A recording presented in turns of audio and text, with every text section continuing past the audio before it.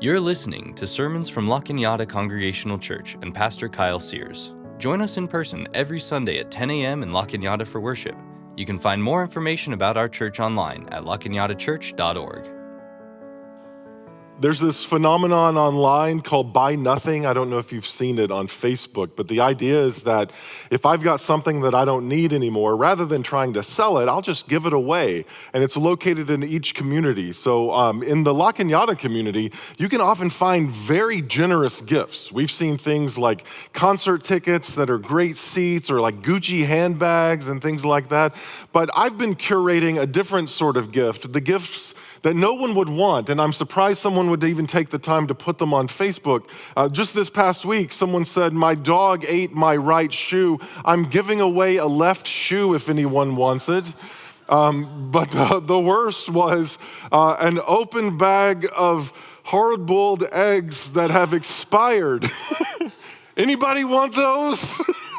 And so I'm keeping them and sending them to my daughter just for fun. Sometimes what we give is not really a gift. And so we might need to adjust our expectations of what we are willing to lay down our lives for. In Mark, we're going to find how the disciples begin to argue about who gets what. And rather than being generous, they maybe just are offering their very least. This is Mark chapter 10, verse 32 through 45. They were on the road going up to Jerusalem, and Jesus was walking ahead of them. And they were amazed, and those who followed were afraid. So he took the 12 aside again and began to tell them what was to happen to him, saying, "See, we are going to Jerusalem, and the Son of Man will be handed over to the chief priests and the scribes, and they will condemn him to death. Then they will hand him over to the Gentiles, and they will mock him and spit upon him and flog him and kill him. And after 3 days he will rise again."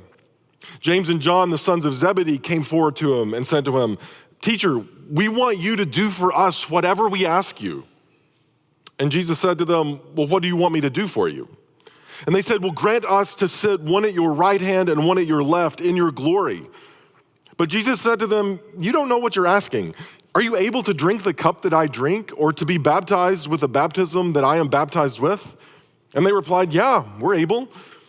And Jesus said to them, "The cup that I drink, you will drink, and with the baptism with which I am baptized, you will be baptized. But to sit at my right hand or at my left is not mine to grant, but it is for those for whom it has been prepared." When the 10 had heard this, they began to be angry with James and John. So Jesus called them and said to them, "You know that among the Gentiles, those whom they recognize as their rulers lord it over them, and their great ones are tyrants over them. But it is not so among you.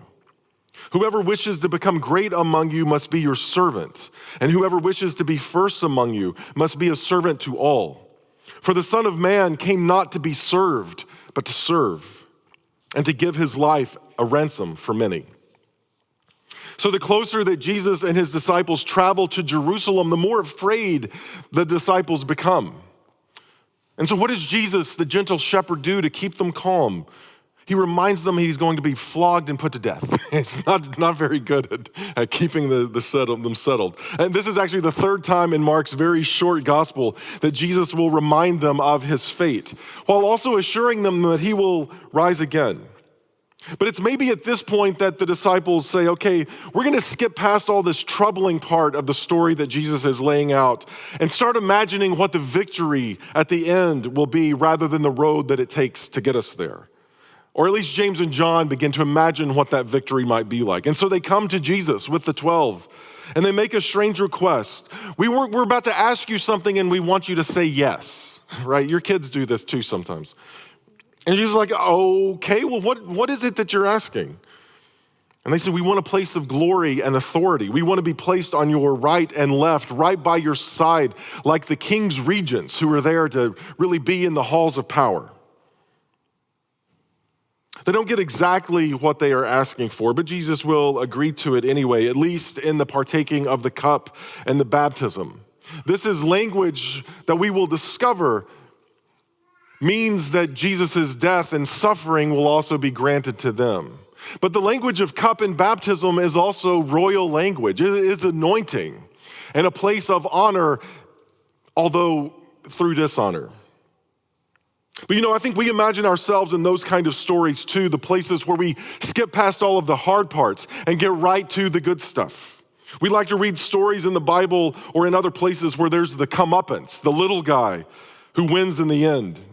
And so we imagine in these stories of Jesus as humble and poor, who confronts a king and shouts him down and karate kicks the stone out from the grave and comes in this kind of power, kind of a take that devil, you can't stop me now kind of approach. We love to read news articles that describe the battles as a David and Goliath, knowing that Goliath is about to get a stone in the middle of his head. And we imagine our own stories where we fantasize about how we might find security once we finally win that lottery, or show them who's boss, or gain whatever control or authority or power over others that we can. But in the end, so much of our imaginations about what it means to be victorious is just the same sort of power, only controlled by a different people or a different group. That I feel like I'm at the bottom now, but if I get on top, then I'll show them what it really means to be on the bottom. And when we do that with religious power, it gets very dangerous. That if God is on my side, no matter what, after all, I'm a good person since God's on my side, that idea of power can corrupt us and actually become oppressive. But in this text and in his life, what we see is Jesus disrupting not only how power is claimed, but what power really is. We might want to read the story of Jesus like a folktale. Slow and steady wins the race. That'll show that pompous rabbit. Or I'll be your servant and kill you with kindness to really show you how it's done. Where I'm from, one of the most cutting things you can say to someone is bless your heart, because you don't mean bless your heart. It's a condemnation.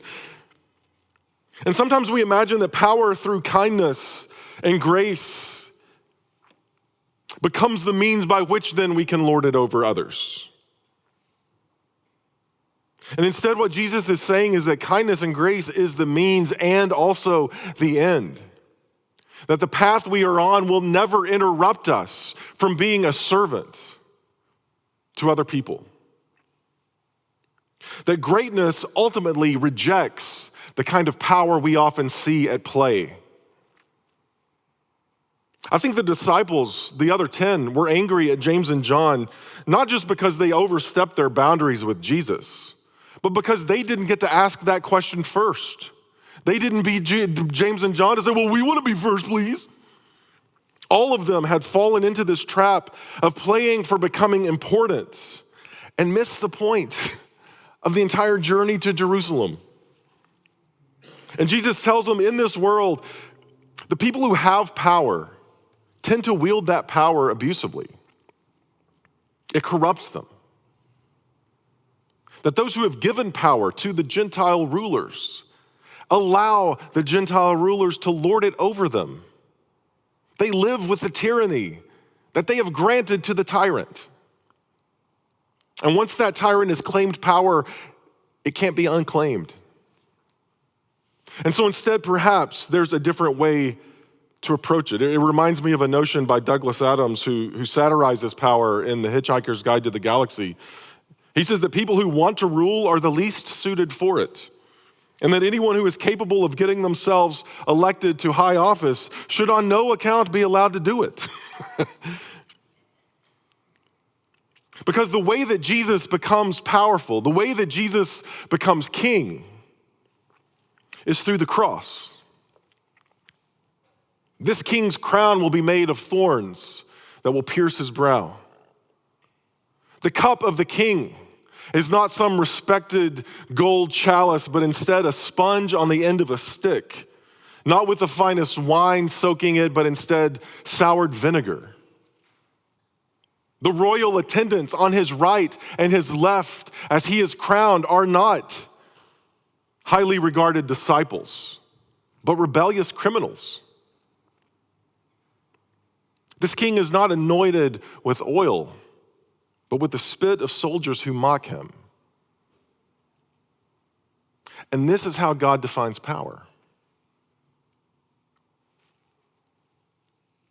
Jesus summarizes his teaching to the disciples to shape their imagination of what they are pursuing by saying the Son of Man did not come to be served, but to serve and to give his life as a ransom for many.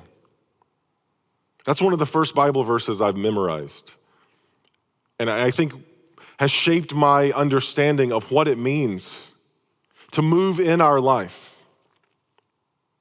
And then from the very beginning of this verse, Jesus takes on a name that is different from the name that Mark has been giving him. As Mark writes the story from chapter 1, verse 1, he continually refers to Jesus as the Son of God, this royal title given often to Caesars. But here Jesus will say the Son of Man comes to give his life. And that's a fancy way of using the term of like an everyman, a common person, a human being. The human being, in fact. The exemplar by which we then can not only measure ourselves, but actually become as we follow in the way of what it means to be human. That is what Jesus is defining here. That what it means to be human, this Son of Man embodied before you, is not to build a life where you are served, but instead where you give your life away in service of others. This is a nondescript, unpretentious way of describing not only who Jesus is, but his very mission. Because giving our life away is not the means to ultimately then secure power for ourselves, kind of this bait and switch of I'm a nice guy, you should let me rule over you. Giving our life away is the greatest display of power that God has provided, and we are to follow in that path. We see even then, our imaginations can become corrupted. Ooh, if I give my life away just like Jesus, well, Jesus will see that and will be really happy for me and proud of me, and he'll know my devotion and somehow like reward me for it. It's hard to break this habit of imagining that in the end, I'm going to become famous for this. They'll ask me to write a book. And so it's helpful to remember the disciples in this story, or maybe it's helpful to remember the fact that we can't remember them. We know James and John. Now maybe y'all could name what, 2 more? Who can name all 12? Don't lie. You can't. I can't. Bartholomew's somewhere in there, I think. There's a couple of Judes or Johns or something. But in the story of Jesus, even those who were most prominent in his story, we don't remember. So think of the countless churches and Christians and people whose lives are rich with meaning, but whose names are completely forgotten. May that be us too. Not because our lives are insignificant, but because the direction of our lives are not for our own sense of glory and satisfaction and comfort and control, but because we have chosen to follow Jesus, our life will point to the way of Jesus, and Jesus' name will be the one who is known. And so we are called to follow through serving others without recognition or regard. Jesus will say, I'm going to let y'all drink this cup and be baptized in the way that I'm baptized, even though you don't fully get what you said yes to. James and John thought, oh, okay, great, he said yes to what we wanted. What they'll come to realize is that they've said yes to a life of service and sacrifice, and even martyrdom. I think that's why so much of our songs and singing is to say, take my life and let it be consecrated, Lord, to you. And I don't know what that looks like. And yet with faith, we will sing songs like that. Make commitments to give our life to Christ, not knowing where Christ might lead us, but instead submitting ourselves to whatever that journey may be. It is an invitation to give our very best, knowing that in the hands of Jesus, that will be multiplied to others, that we have chosen to serve our neighbors and family and community and even strangers. And so my hope is that we would be willing to lay our own lives down as a ransom because our lives have been purchased by the life of Christ. That we would be willing to follow Jesus into Jerusalem and beyond the walls of that city and up the hill of Golgotha, bearing our cross in the way of Christ so that we might see the redemption of others come true. Amen.